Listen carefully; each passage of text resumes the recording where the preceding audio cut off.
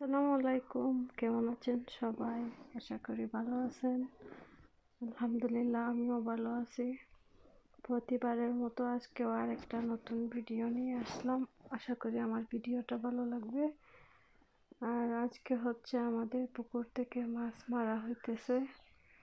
তো পুকুরে অনেক মাছ ছিল, এতদিন খাওয়া হয়নি। তাই এখন বৃষ্টির দিন আসছে, তো তাই পুকুরে অনেক পানি হয়, পুকুর ডুবে যায়। ডুবে গেলে তো পুকুরের যা মাছ আছে সব বাহিরে চলে যায়। তাই ভাবলাম যে পুকুরের মাছগুলা খেয়ে নেই, এটাই ভালো হবে। তাই মাছ মারা হইতেছে। তো প্রচুর মাছ পালানো হয়েছিল, তো সবগুলো মাছ অবশ্য নেই, কারণ পুকুরে অনেক ফেনা ছিল। ফেনা থাকার কারণে সাপ, তারপরে কি বলে এগুলা সব খেয়ে নিছে। প্রচুর মাছ, ছোট মাছ প্রচুর ছিল। এখন ছোট মাছ বেশি একটা নেই। আগে তো এগুলো মাছ আমাদের পুকুরে। তো আমার আম্মু মাছ বানাইতেছে। তো মাছ বেশি বড় হয় নাই। আর আজকে গেছিলাম আমি একটু বাহিরে। তো যে জায়গায় গেছিলাম ওই জায়গার রাস্তার কিনারায় এক ধরনের পাতা, এগুলাকে আমরা বলি পুদিনা পাতা। তো এগুলা হচ্ছে অন্যরকম আর কি, এগুলো এমনিতেই ফলে ঔষধি পাতার মতো। তো এগুলো রাস্তার পাশে ছিল, তো দেখে নিয়ে আসলাম। ওগুলো আমি অনেক পছন্দ করি খাইতে। তো এই পাতাগুলো শরীরের জন্য খুবই উপকার। তাই কি করলাম, নিয়ে আসলাম। তো এখন পাতাগুলো বাড়িতে নিয়ে এসে ভাজা শুরু করে দিছি।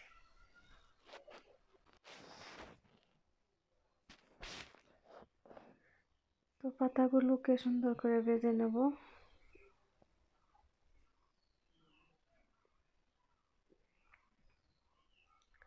আমি এ ধরনের পাতা যেগুলো খাওয়া যায়, এই পাতাগুলো যেখানে দেখি আরো বিভিন্ন ধরনের পাতা পাওয়া যায় খাওয়ার, তো যে ধরনেরই হোক আমি দেখলেই নিয়ে আসতে হয়।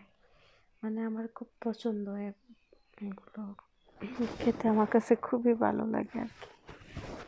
তো যাই হোক, প্রায় ভাজা শেষ হয়ে আসতেছে।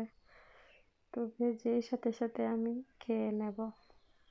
আর এদিকে আমি মাটির চুলায় রান্না করতেছি। আজকে রান্না করতেছি রাতের জন্য হচ্ছে মুরগির মাংস। তো আমি সব রেডি করে নিয়েছিলাম, তো অলরেডি বসিয়ে দিছি রান্না করার জন্য। আর এই তো সব রেডি, জাস্ট এখন চুলায় দেব এই আর কি। তো আমি দিয়ে দিলাম পেঁয়াজ কুচি।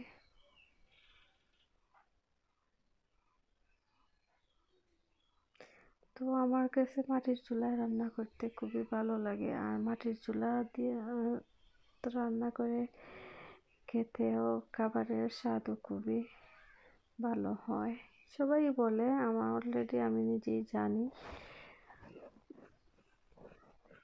লাকড়ি দিয়ে রান্না করে খেতে খাবারের স্বাদটা একটু বেশি আসে আর কি।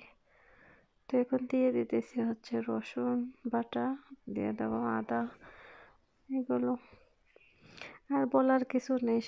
সব আপুরাই তো রান্না করতে জানেন, তো এখানে আর বলার কি আছে। তারপরও কোনো কথা খুঁজে পাওয়া যায় না, একটু কথা বাড়িয়ে নেওয়ার জন্য আর কি বলতে হয়, এই আর কি। আর আমি এতটা ভালো রান্না করতে জানিও না, তো যতটুকু জানি আলহামদুলিল্লাহ। তো এই চুলাটা অবশ্য আমাদের ঘরের ভিতরে, বাহিরে না। আর লাইটের আলোটা বেশি দেখা যাইতেছে না, অন্ধকার লাগতেছে।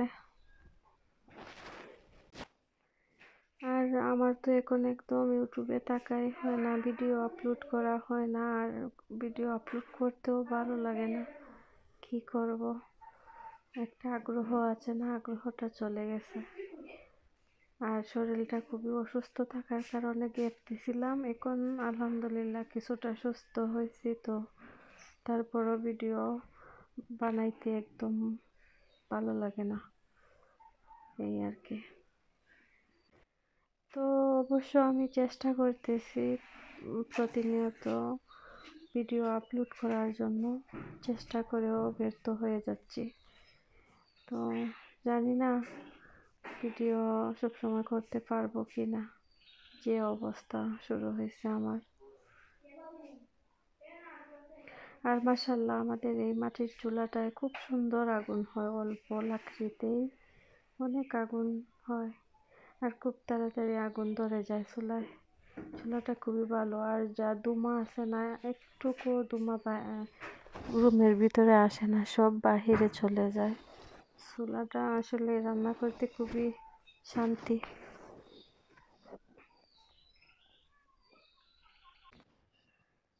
তো আমাদের বাচ্চারা মাছ খেতে বেশি একটা পছন্দ করে না, তাই বাচ্চাদের জন্য একটু ঘন ঘন মুরগির মাংস রান্না করতে হয়। ওরা মাছ খেতে পছন্দ করে খুবই কম।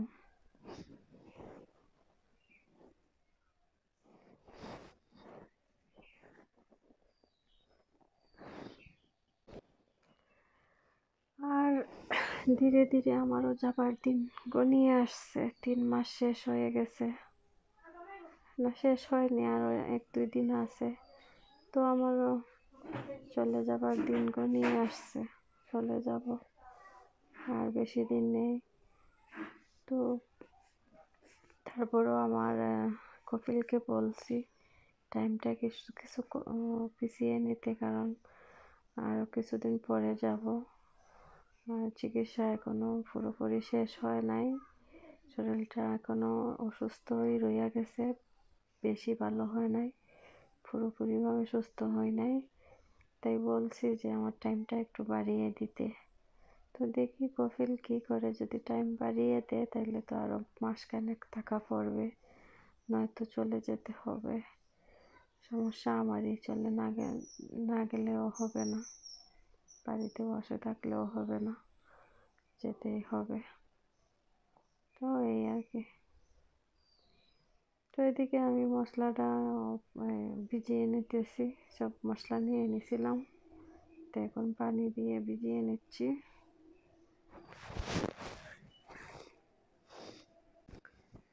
আর আমি ভাবছিলাম দেশে আসলে প্রতিদিন ভিডিও করব, তো আমার স্বপ্নটা পূরণ হলো না। দেশে এসে যে অবস্থা হয়েছিল আমার, প্রায় মাসের উপরে বিছানা থেকে উঠতে পারি নাই, এইরকমভাবে অবস্থা শুরু হয়েছিল। তো যাই হোক, একটা জিনিস যদি গিফট দেওয়া হয় তাহলে এই জিনিসটার প্রতি আগ্রহ চলে যায়, এটাই। তো দেখি কি করতে পারি, যদি এগিয়ে যেতে পারি তো পারলাম, সবাই আমার জন্য দোয়া করবেন। তো আমি এদিকে মশলাটাও দিয়ে দিলাম তরকারির মধ্যে। দেখেন কি সুন্দর আগুন চুলার মধ্যে হয়।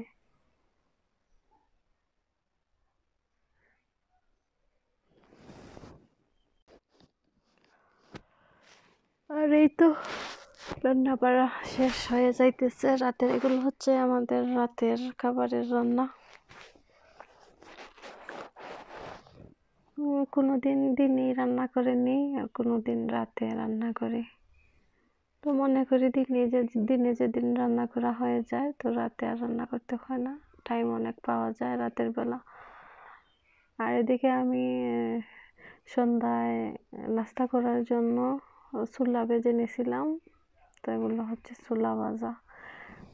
আর বাজার থেকে আনা হয়েছে ডিম, তো ডিমগুলো আমি ঝুড়ির মধ্যে নিয়ে নিতেছি। এখানে পুরো ক্যারেট আনা হয়েছে ডিমের। তো আমাদের ঘরে ডিমটাও একটু বেশি খাওয়া হয়, বাচ্চারা তো সবসময় ডিম পছন্দ করে, তাই ডিমটা বেশি আনা হয় ঘরে। তো আমি এগুলো ঝুড়ির মধ্যে রাখতেছি। আবার আনা হয়েছিল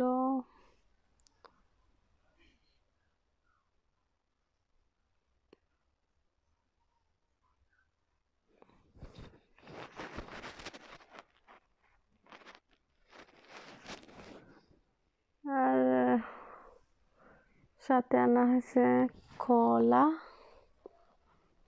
আর ব্রেড।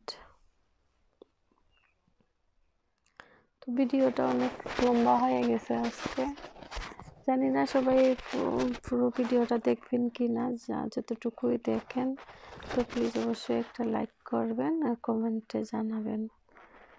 আর সকালে খাবার জন্য আনা হয়েছে ব্রেড আর কলা।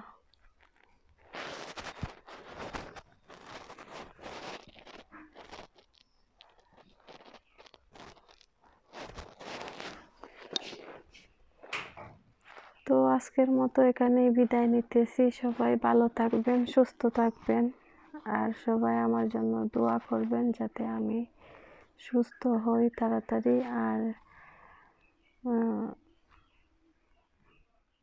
এতটুকুই। সবাই ভালো থাকবেন, সুস্থ থাকবেন, নিজের প্রতি খেয়াল রাখবেন। আজকে এ পর্যন্তই। আল্লাহ হাফেজ।